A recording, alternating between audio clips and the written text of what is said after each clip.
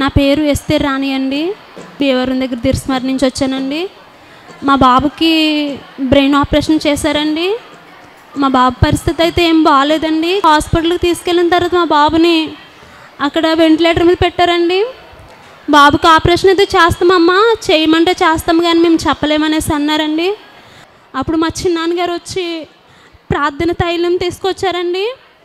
ప్రార్థన తైలం తీసుకొచ్చి, అమ్మ ఈ యొక్క తైలం రాయి, నోట్లో అయ్యి తగ్గిపోద్ది, ఏం కాదడికి అని చెప్పారండి. బాబుని చెప్పలేము, ఇంకా తీసుకెళ్ళిపోవాలి, ఇంకేం చేయలేమన్న పరిస్థితిలో మాకు ఈ ప్రార్థన స్టైల్ అభిషేకమే మా బాబుని బ్రతికించిందండి. నేను రావులపాలెం వెళ్ళానండి. ఆపరేషన్ చేయించిన తర్వాత అక్కడ అయ్యగారు ప్రార్థన చేశారు. అమ్మ బాబుకి ఏం కాదు, ఏం భయపడక్కర్లేదు అని చెప్పారండి.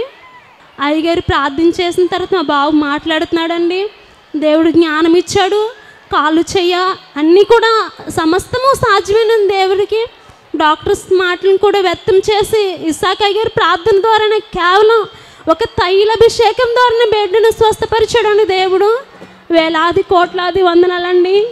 ఈ చిన్న సాక్ష్యం దేవుడు దీవించును గాక. ఆమేన్.